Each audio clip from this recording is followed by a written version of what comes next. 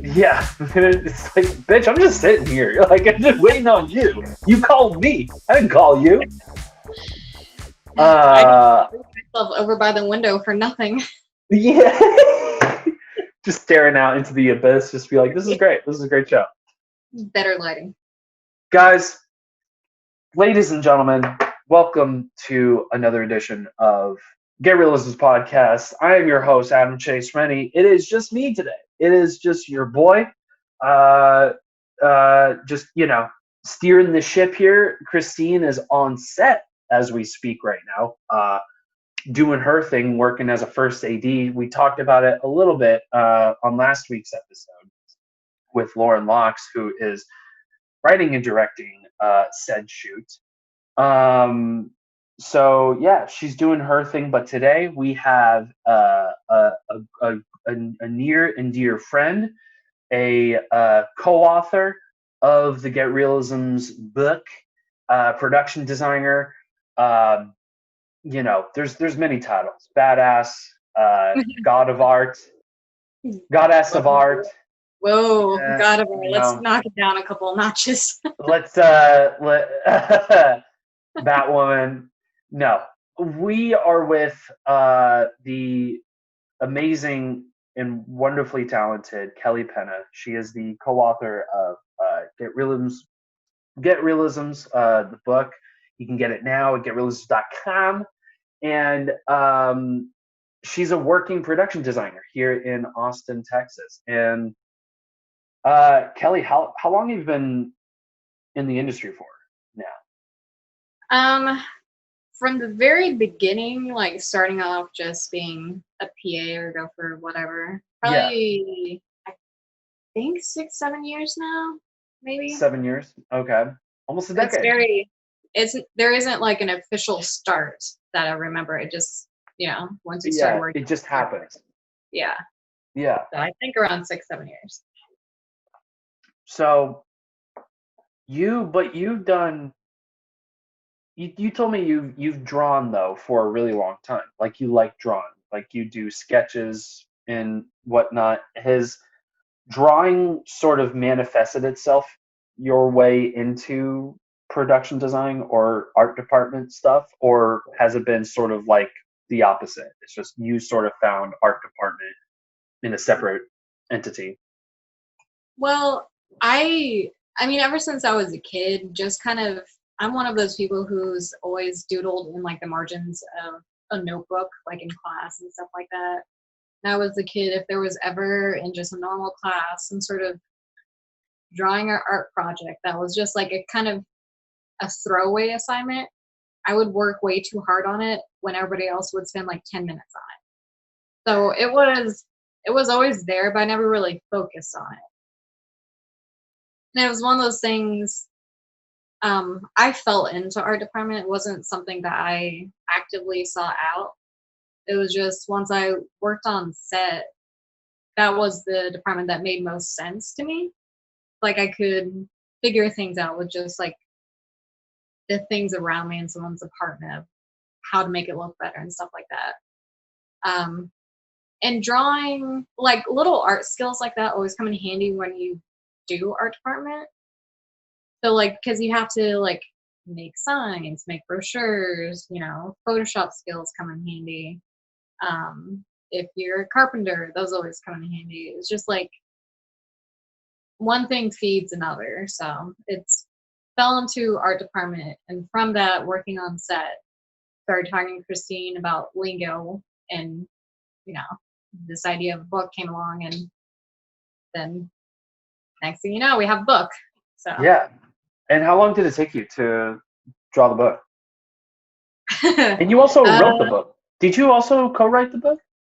Kind of. I definitely helped with at least like editing. So it's safe to say you're co-author. Yeah. I mean, it was definitely me and Christine both like at the helm, trying to figure out the layout and what's the best way to phrase certain definitions to where it's easily understandable for someone who's like never walked on the set and stuff like that. I helped with the index at my kitchen table though. That was long. But the drawings But are great. The drawings thank are amazing. I love all the art for anybody who is wondering. There's one that that actually caught my mom's attention, and Oh, she really? loved it. Yeah, she. Hang on, I can find it. It's it's That's like, this. She thought this is like the most adorable version of a typewriter. She was like, "That's aw, the coolest way to draw a typewriter." She was aw, like, well, I'm glad she she was liked like, it. she was like, she should be a tattoo artist. She shouldn't work in the art department. No. What's she doing? I'm just like, well, really? Like, not a bad idea. You can draw That's tattoos. a that's a completely different. I don't know if I can do that. It's like I can draw. I'm not bad at it. I'm not the best, but I'm not bad at Mhm. it.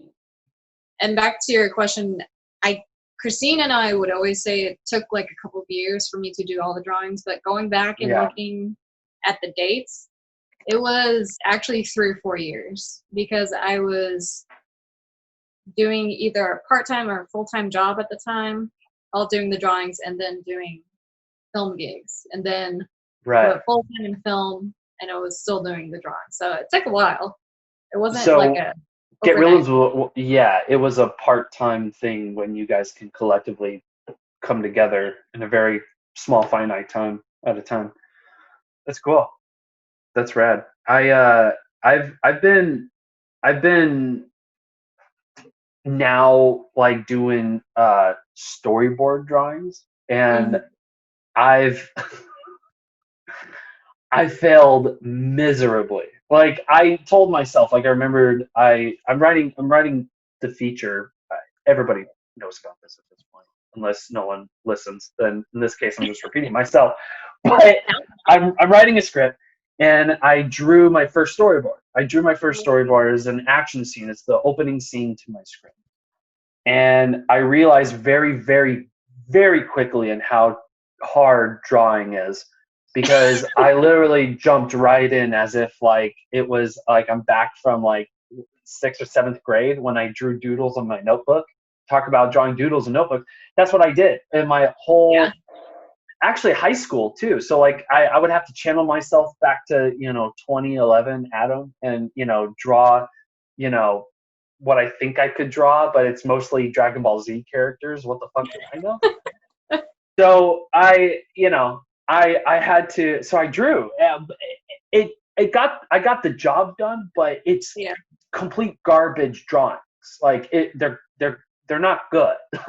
They look like they're drawn from like a kid, who's like waiting at the doctor's office, and like had like a Xerox paper and crayons, and he's like, draw me a picture of landscape, and like literally like this is how the fucking kid would draw it and shit. That's how I knew. Well, to be So fair, I've done a couple of like storyboard things for Christine when we've done like really short, like quick fire shoots and stuff like that.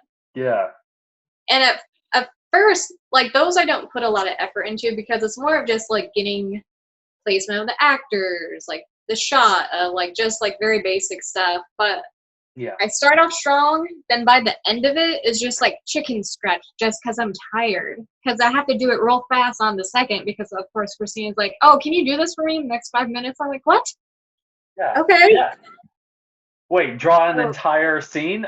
Okay, sure. and then by the end, mine, like yours, it turns into stick figures. It's just like a line with like a head and like, Well, this is what, like, I mean, I don't want to show it, so it's not going to happen. But basically, like how I drew it was like I wouldn't even write text on it, so it'd be right. like tree, road. Like I would write road, and it would be like person one, person two, over the shoulder shot, and it would be like a silhouette. It looks like an amoeba. Like it doesn't. It Yeah. looks like osmosis. Like it doesn't even look like it belongs in the frame at all. Right. But I would be like person one. This is the main character. This is what we're focused on, and then Yeah. so Well, I I think get that, I get the job done, but but it's not great. But anybody who yeah. can, from the outside can look at it and interpret, oh, okay, this is how. So that's Yeah, what I'm trying to convey, I that's guess. all you need is like if it's understandable from anybody else's perspective of what the shot is just going to look like, Yeah. it doesn't have to be pretty necessarily. I mean, Yeah. And I think the fact that you're even storyboarding helps, because not storyboarding doesn't happen too often anymore. It's usually Why do you say that? just because, unless it's they already know a person who is an artist or has some sort of programming or something, that's a Yeah, slow pre-production process. Like everything is so fast, storyboarding. so quick. I think a lot of people feel like they just don't have time to sit down and create a storyboard. It's like, well, we can make shot lists, which is faster because you're just typing. Or they're like, oh, I have the shots in my head and I have a very quick shot list, or I talk to the DP. I think Yeah, storyboarding, from my perspective, it doesn't happen too often anymore, unless it's like a big budget, you know, Disney of movie, course. and then they have whole departments, Yeah. dedicated to Well, yeah, just dedicated only to storyboard and that. concept Yeah, art, you know. yeah, exactly. Um, yeah, I never thought about that. I never thought about, yeah, I guess you're right though. I guess like in the very few projects that I've worked on, I've never truly seen like storyboards, you know. Granted, Yeah, they're short films. I've only worked on a couple of features, not many. But yeah, not many of them have storyboards. Mostly shot lists, definitely shot lists. yeah, Um, but yeah, I guess you're right. It is easier to just type up. But for me, clearly, I can't articulate my words, so I resort to drawing because it's the pictures are easiest. easier. Pictures are easier, man. You Yeah, know, I don't know what to say. Like, I know it sounds prehistoric, but it's true. Like, you know, I've I've only understood things that I can see because I'm seeing them, not because like, yeah, oh, I can describe everything that I'm seeing. right. Remember, I dropped out of college. I'm not smart, so Sure. so I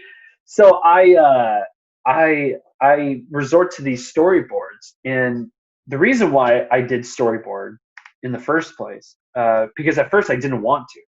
At first I thought I was like, like whatever I write will it'll be interpreted, exactly how I see it. But when I go back and reread some scenes, I'm like, oh, anybody who reads this won't understand. And I did show scenes to like my friend Burns, Burns, Oh yeah, and he is like, I don't know what you're like. I don't know what the scene is like. I don't know what you're trying to say. Like, I don't know what this action's all about.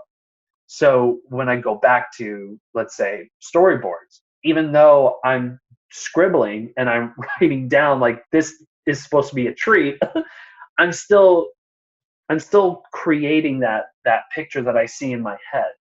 Probably yeah, not as vivid and as clear as I can see it, but at least when I do it, I can show it to somebody and they can understand what I'm trying to get after. And I also read somewhere that the people who storyboard tend to have a more, not strict is the wrong word, but more of a set way of how the frame is supposed to be, yeah. They and have a it's not. solid, They solid have a solid idea. idea. It's like, oh, I Exactly. agree. I And definitely. yeah, I was go just ahead. gonna say, I definitely feel like some people, and this is a very general statement. It's like sometimes it's like someone might start off with an idea of how they want the shot to look like. Then something happens, and then they have to almost like shop around for a new shot. So I Right. think storyboarding storyboards definitely help at the very least to Establish where give you want to someone more go. confidence, almost like in Yeah. the frames and the decision making. I don't know. At least lay down the foundation of what you're looking for. Yeah, If you can't yeah, get what you want, at least you can show what you want. yeah, You don't have to necessarily. Yeah, it's a fair way of putting it. Yeah, I yeah, storyboard has it's definitely something I underestimated, and I'm learning very quickly that it truly makes a whole ton of difference when you are a little better at drawing than if you are just complete shit. Not saying that, I can't do it either way. I probably could, but I know I can do better. That's why Right. it's taken me forever to finish this fucking script, because I can't come up with an ending for the life of me. Mm-hmm. So this way, for me, at least I can see what the general idea of the movie is going to be like, and like what the mood is going to be like in the Yeah. atmosphere. So yeah, I hope I hope I can get better at drawing. I watched a few YouTube videos. I don't have the Nice. confidence yet, but man, I can trace like a motherfucker. That's how you gotta start off sometimes. I mean, the thing is, it's like practice does help. I've definitely, like, Yeah, when I first started doing drawings for the book, like, they were okay, but like the later drawings on, are great. The drawings are beautiful. I love them. I They're definitely dope. noticed like later on some of the later drawings were actually a lot better. So it's just like that long process actually just in general helped me get better at drawing too. Yeah, and that's so. Do you feel like if do you get a chance to storyboard as much as you would like to on sets that you work on, especially if you're, let's say, a production designer Um, well, or art like department, doesn't actually matter. creating storyboards and stuff. Yeah, Well, for me, I don't because I've know. seen your storyboards with Gloria. That was posted on, it was on Instagram Those somewhere. actually, those weren't me. Those weren't Those aren't mine. you? No, Oh, I think that was actually Camille. that was So Camille. that's as far Oh, as I remember. So okay. that's the thing. Storyboards are more, they getting storyboards created falls more under like the director and the DP of like determining like how they want a scene to look in Right. terms of framing, in terms of blocking with the actors and stuff like that. I For a production designer, it's still useful to see storyboards also of like, you know, should I hang this here? Is it gonna look weird? Is it gonna be like in the back of someone's head? Like I have that thing behind me right here. Right. Um, Yeah, something sticking out of the background. yeah, just to have like a visual reference. Yeah. But as a production designer, unless like someone asks me specifically to create the storyboards for them, it it's more for the director and the DP um, who have like the plan for how they're going to execute the shoot. Right. Yeah. Because that's Yeah, no. basically what it is. It's just the visual plan of the shoot. It's just all the visual planning, and but the production designer is involved heavily in almost every aspect of production. Probably not post production, but at least pre production and shooting, of course. Yes.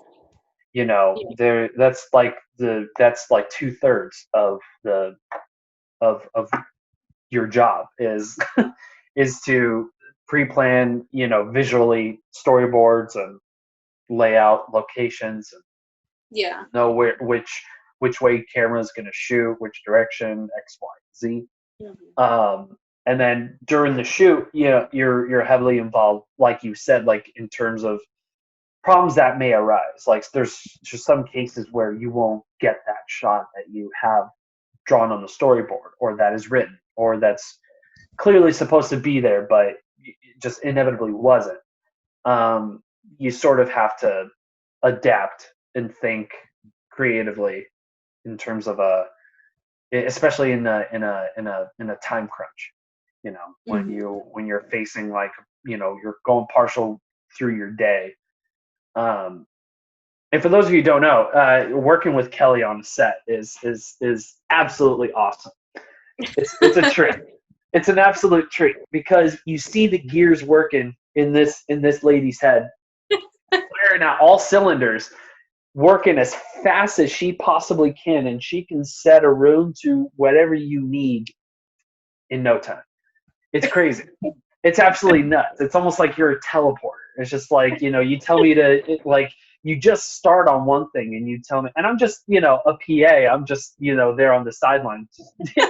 And you would sometimes ask me like, hey, if you can get me this, that'd be great. And I'm like, yeah, get it for you. Come back and you're already done setting the scene. You're like, I actually didn't need it. I'm like, oh, okay.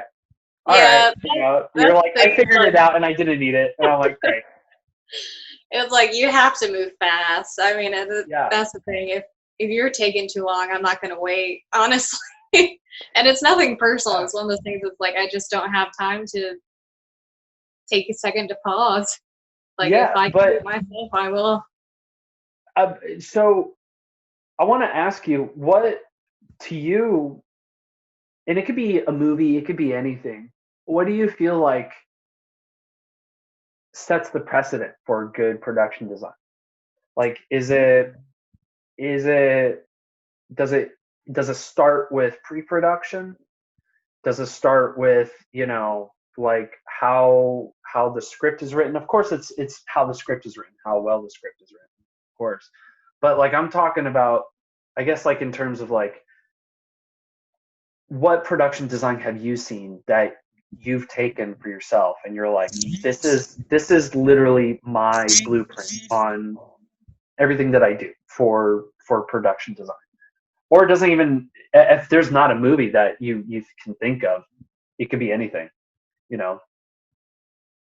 Well, it's I don't know. I don't know if I don't know if there's like one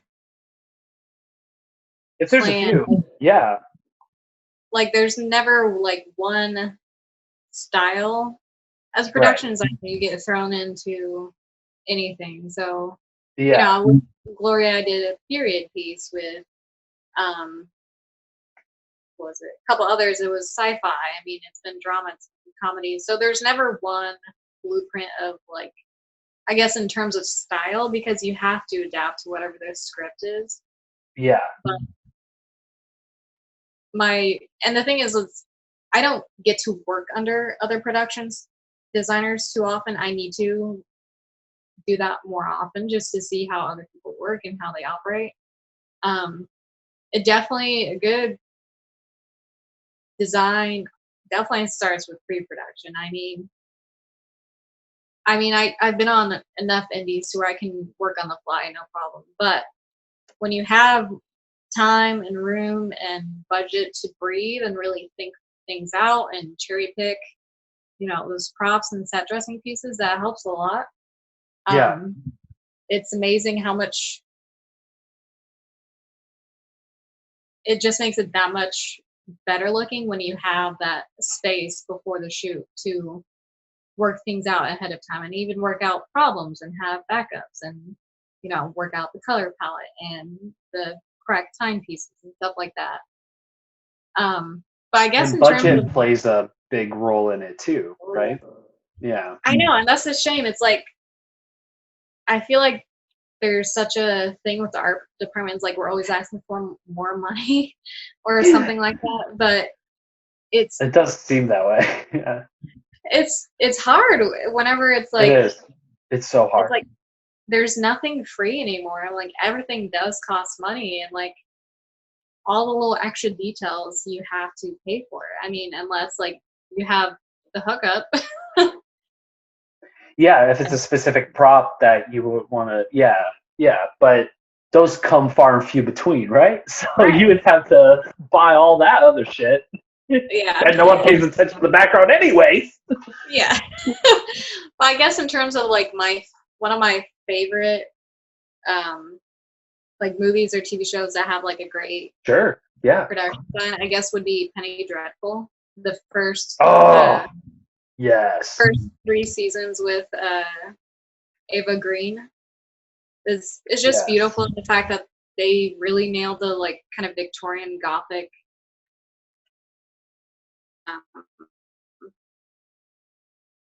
yeah, not just like time period, but for those like cheap pulp novels from the time of the late 1800s. right, So they were able to even translate that into the show. Yeah. That makes sense. The fact that it's like a cheap pulp novel from that time period translates into that story and just the style of everything. Yeah. And like you said, it's all like an amalgamation of things, right? It's like the coloring, the production design, cinematography, whatever it is. The production design, though, is, I made a joke, that, you want to buy a whole bunch of shit that no one's going to see in the background. That's not necessarily true. You do want to see that. And that's the whole point, is for people not to notice it, but to understand what the environment is and what they're It's inside the definitely frame. it's creating a world that no one questions. Basically, it's like they're in that world, they've accepted the story, and there's nothing that's taking them out of the story or making them question it, unless you're meaning for that to happen. Yeah, absolutely. I mean, yeah, I was listening to another podcast that wasn't Get Realism's podcast, unfortunately, but I was listening. Yeah, I listen to Get Realism's all the time. No, but I was listening to Smodcast with Kevin Smith, and he had Joe Alves on, who was a production designer for Jaws, and he said he said like there was not even a script.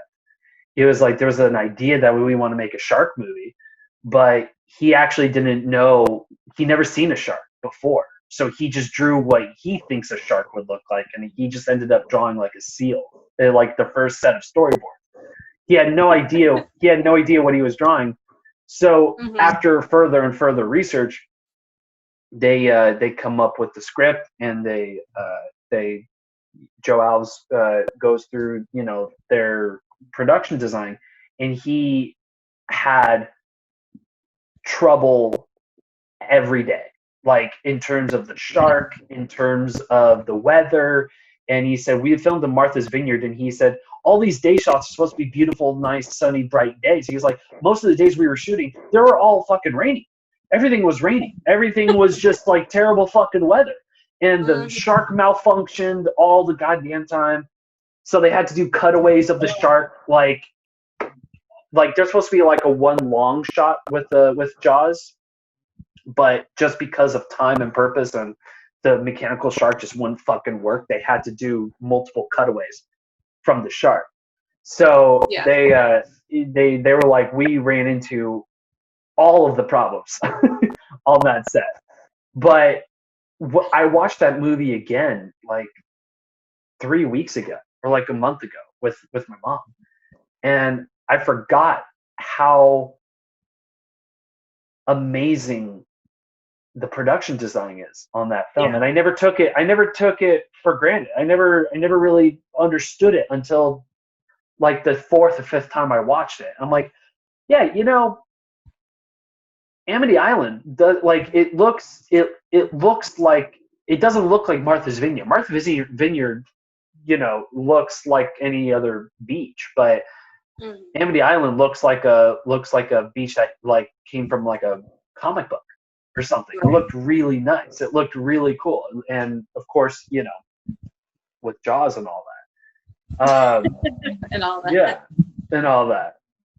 I don't know. I thought it was cool. I thought that episode was fascinating because, yeah, you never think like something that crazy of a movie like Jaws would ever encounter thousands of problems on a film set, which comes to tell you that any film set you work on, you're bound to run into trouble no matter what, whether it's art department, lighting, or camera, cast, who knows, talent.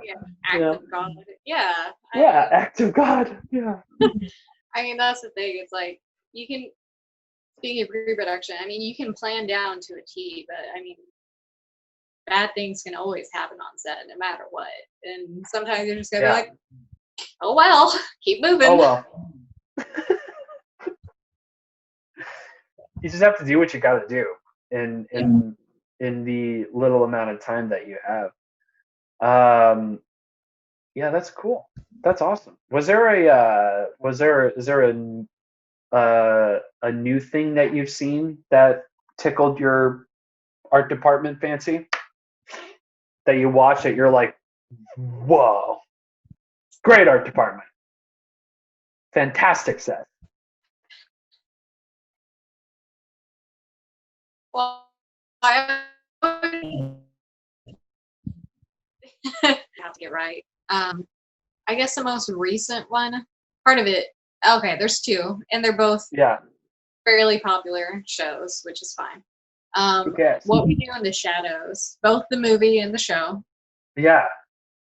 Just the fact that I haven't seen the show, but I've seen the movie thousands of times. Okay, well, let's use the movie for example. Okay. Yes. So Taika and Jermaine and the other producer actor. Yeah. That was an indie. That was a dirt cheap indie.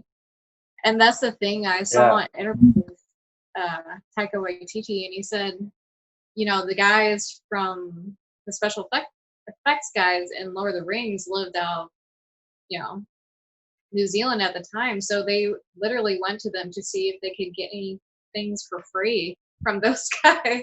So they used Lord of the Rings props in What We Do in the Shadows? It was like any little free scraps that they had left over, they just took and used. That is fucking wild. That's hilarious. Yeah. I never do that. And just the fact that, like, even like really cheap B and C movie horrors, there's so much work that has to go into that to make the house look dirty, to get, you know, make it look gothic, to make it look like an old, you know, what do you call it? Mansion? Manor? Like on a carnival, like like a haunted house, basically. Haunted house, sure. And it's like there's so much work and like even gags in that movie. For being an indie, that was a lot of effort and money, and it's like they couldn't have done that for free, everything. Like they still had people on wires, they still were being lifted up into the air. That one, What We Do in the Shadows, is, to me, it's like, for an indie, that's goals. It's especially for a comedy. And by the way, the comedic timing in the movie, I haven't seen the show, but I heard the show is bonkers amazing. That was great. The movie, the comedic timing in the movie was like, that to me sets all precedent for any comedies. Like just that dry, quick one-liner and then immediate cut to the next scene and shit. I love that. I absolutely love that. And Taika nailed it with that. Yeah, I gotta watch that again, because the production design in that, that's another movie that I didn't really take seriously in terms of art department, was seeing that set, because you're right. Like it's an indie shot, like an indie film, but you know, it looks like a I mean, it is a built set, but it looks like a high value production set, even though it's all like, you know, it's all money that they all collectively got together themselves and shit. You know, that's wild.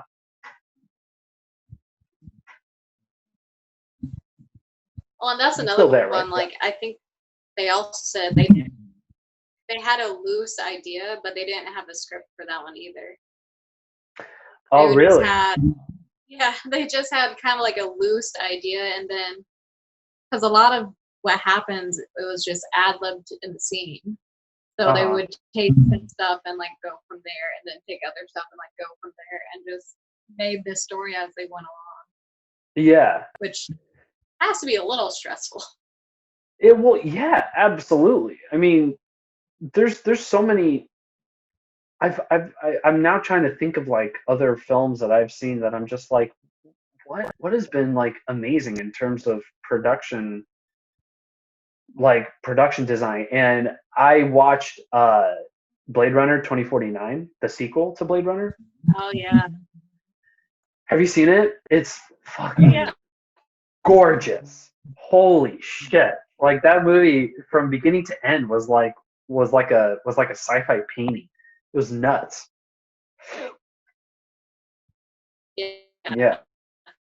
That one's amazing. Yeah. Yeah, that one's pretty amazing. That one was great. I've also watched another great production design. You remember The Warriors?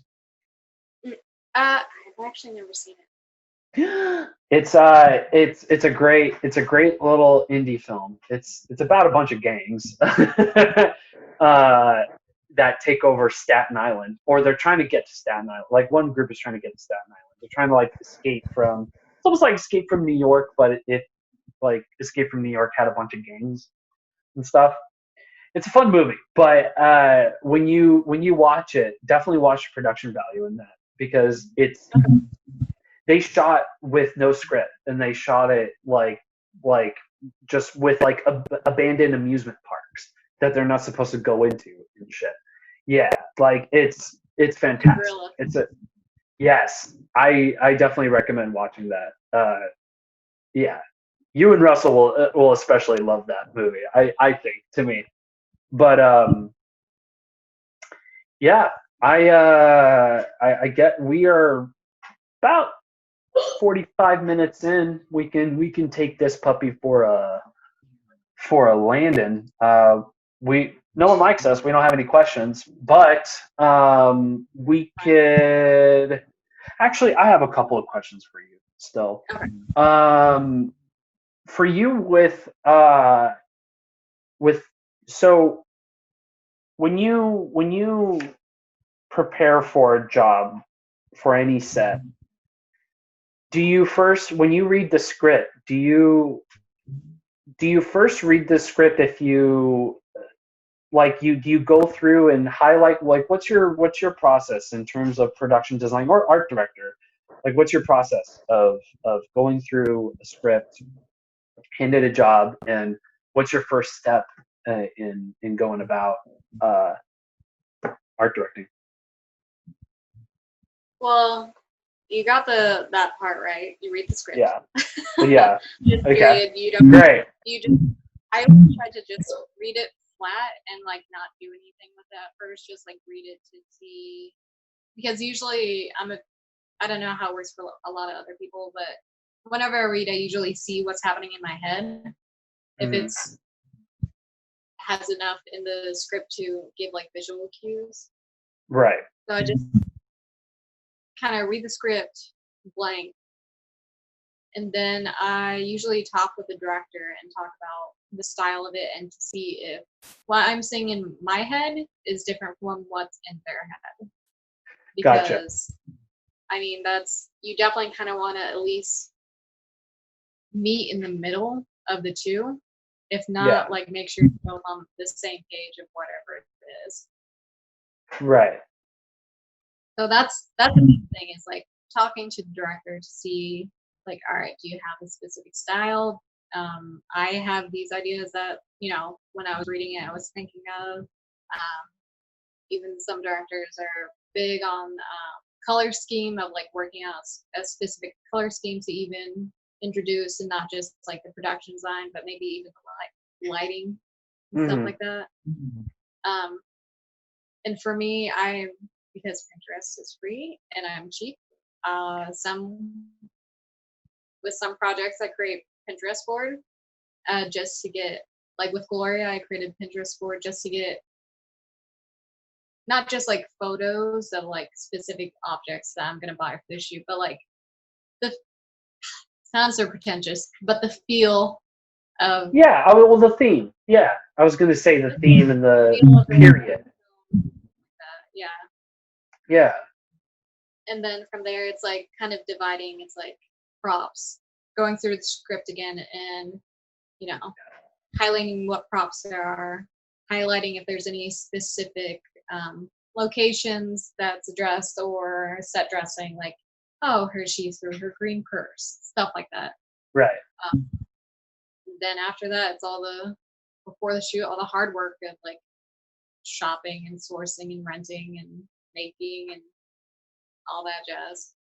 But ideally, you're part of the very beginning stages of that process too. Just scouting. location scout. Like you're Yeah. ideally should be part of that, right? I like to be. I like to be Yeah. Yeah. a location scout. I mean, but sometimes it is out of my hands, so I just kind of have to Right. just deal with the location because that's what we have access to, and that's just what it's going to be. But Right. I also like to be on the location scout just to see the space in person, Uh-huh. because then it gives me an idea of where the camera is going to land, where I can Right. hide my kit, where everything's going to be. Yeah. Where everything's going to be set up. Have you had any moments in your times of being on set? Have you ever had those moments where you're just like, I know the answer to this question, but I want to hear you say it. Oh I no. when you are working, because you're working like, like t- like 12 to 15-hour sets or more. When you get to the point of like things that just need to be changed, you work so quick on your feet. Have you ever has there been times where you felt like, because this will be refreshing to all of us, but has there been like nothing feels like you're prepped for anything, right? So when you feel the moment of full on stress, what's the first thing you think of when you're working on a set and you're down to the wire and you have to change a bunch of stuff? Does your mind immediately go to, well, first let's think of what we got to do, or is it like the next process of just do it and just hopefully it could stick? Like you see it and you're like, you know what, I think this will work, and you just go for it and you go based off your instincts, which doesn't sound like a compliment, but to me it feels like a compliment, because what a lot of people don't know, especially working on a film set, when you're down to like, the 13th, 14th, 15th hour, and you're at the end of the day, and you still got a whole bunch of stuff to shoot. You tend to work fast. You tend to work shotgun in a way, where you just sort of like go and move and run and jump and stop when you need to and go back and repeat. You know, um,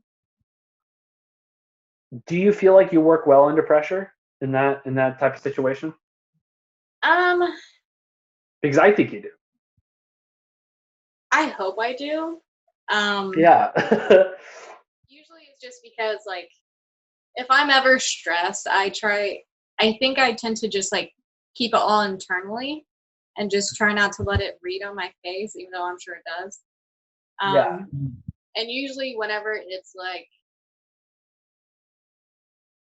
troubleshooting or like just trying to problem solve real quick, usually when I'm on set, it's weird whenever I have time to relax. I'm so used to having to, once I'm done setting up for that scene and we start shooting, I immediately start thinking of what needs to be done next. A lot of times even as someone's like bringing up a problem or something like that, sounds like I'm kissing my own ass. When someone's bringing up a problem or something like that, I'm already trying to think of how to solve it, or like what I have Yeah. at my disposal to like work around it or something like that. So I'm Yeah. You're not usually, kissing your ass. You're problem solving. You're problem solving. I yeah, like it. usually I'm always just trying to think ahead and try to Hmm. keep ahead of those last minute changes and problems, stuff like that. But Because working art department is so fucking tough. Like there's no other answer. And I know that doesn't disregard any other department. Every department is really hard on a film set. It truly is. yes, every department. But art department is one of those things that just that feels like you always want to actively solve the problems before they even happen, but you end up creating more problems for yourself. Does that make sense? So like for me, I end up like I will try to solve whatever problem I think is going to happen, but then Um, in retrospect, I'll start doing other shit and create other problems that I can't solve.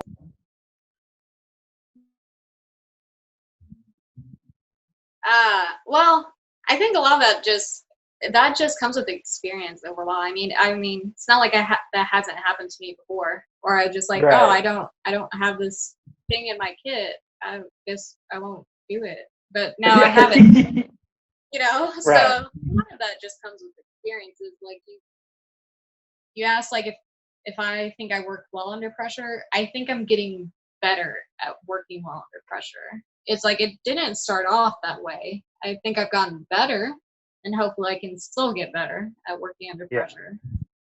And part of it also, I think, with art department, it's hard to not take things personally, if that makes sense, because a lot of it is like stuff you've actually like you've made yourself at your house for like hours on end, or like taken so Yeah. much time to go shopping at like 5 different places, and then at the last minute on set they're like, oh, we don't like that. It's Yeah. like that's part of the job, and you can't get hurt because you spent all that time working on that thing. It's just that you just can't be like, all right, and just keep moving Move on. again. Yeah. Yeah. I mean, and that was the biggest lesson I learned. The last set that I worked on, just being the only art department on that set. Well, there's a couple things. One, I also realized how much help is so essential especially working on art department. But the other thing was, I mean, it was just the whole thing of like doing all this shit. Like, you know, we got the location, we got everything, we got all this plan, and it's nothing against the director, it's nothing against the ED, it's nothing against the scout manager, it's nothing, or sorry, location manager, it's nothing against anyone. But there comes a time where, at least for me, this is what happened to me. Locations just change, and sometimes you just get lost in that communication, and it's up to you to know exactly what we're doing, because there's been times where I will show up the day of shooting and the DP saw a different location, he wants to shoot there, and then the director said okay, but then told lighting and, you know, camera, but forgot to tell art. And then, you know, or it would be vice versa, or it would be like, you know, I would be part of that decision making, but then sound department doesn't know, and the sound department's, you know, somewhere else too.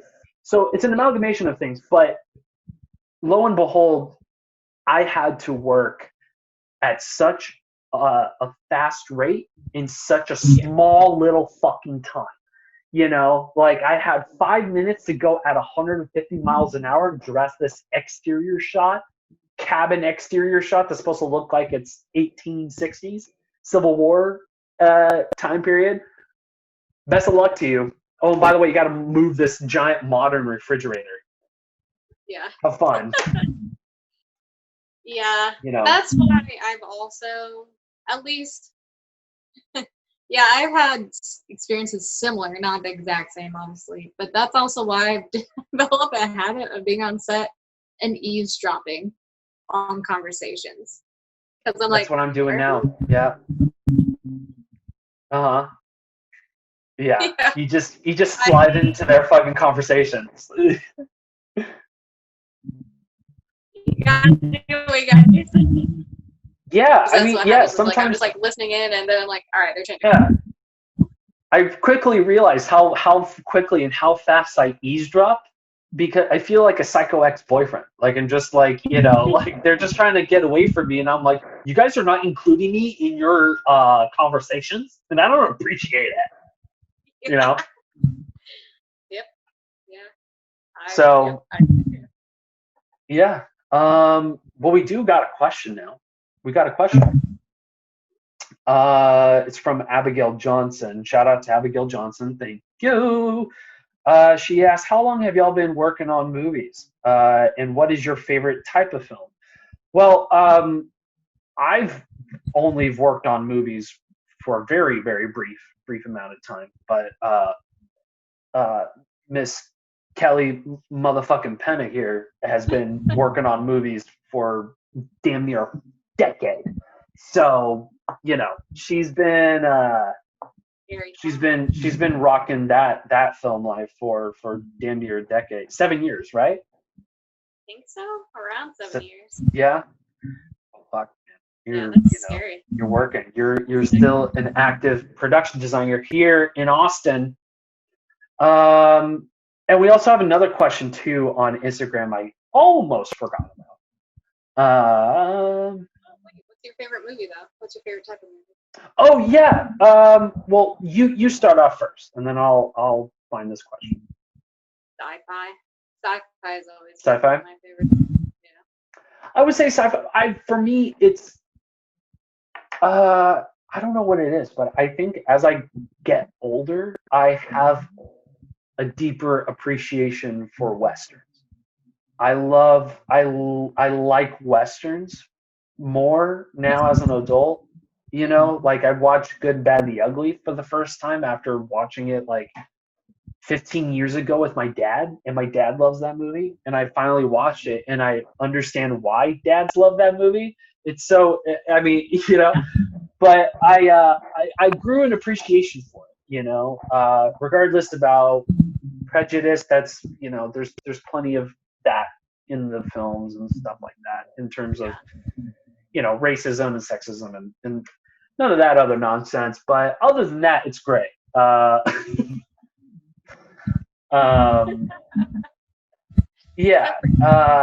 Wonderful. Did you see HBO pulled Gone with the Wind?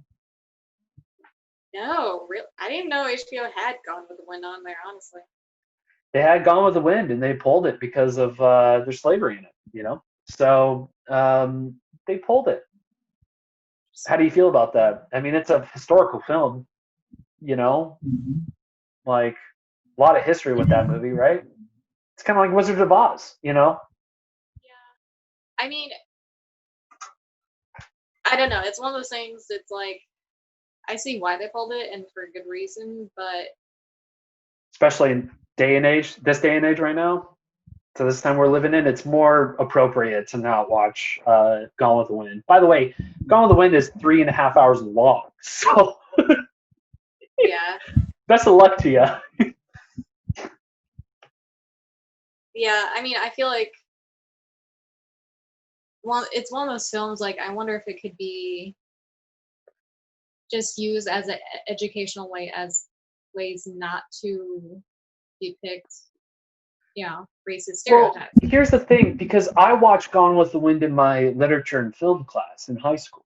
It was my only class in high school that I truly loved because we watched dope ass movies and we just get to like talk about it and shit and write a report based on like which movies we liked the most. And one of them was Gone with the Wind.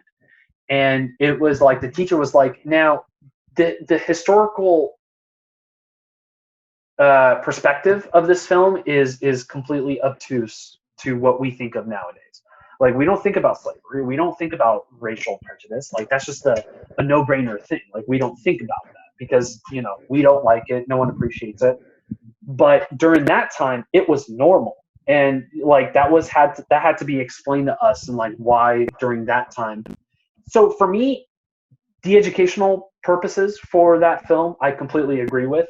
But in terms of like nowadays, like if you're going to watch Gone with the Wind just for shits and giggles, I mean, yeah, it's cool, but you know, I don't know. I feel like it's one of those movies you watch once and you're like, oh, okay, I get it. You don't need to you watch it over and over again. Since I haven't watched, I feel like I don't get to have an opinion. I mean, good for HBO. Yeah, they're. I guess, you know, doing the woke thing to do by not streaming it, I guess, you know. Okay, well, here's the other question for from Instagram. It is from Megan Colvin. Her question is: during this COVID crisis, what is going to be the how is? Oh, sorry, I'm stoned, guys. I'm sorry, I read the wrong thing. How how how are we going to go about social distancing on a film set, given that we have to be 6 feet apart between each other?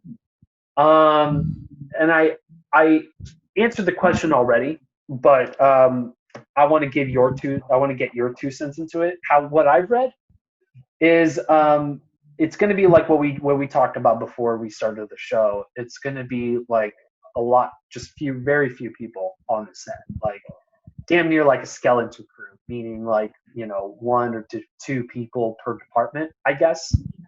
I don't know. But yeah, I can probably tell you it's going to be tighter film sets, right? Like cut by half at least. Yeah, it's definitely going to be smaller crews. I know I've heard a few people talking already who are on productions that they do take temperatures every morning before, Right. lots of work, masks all around.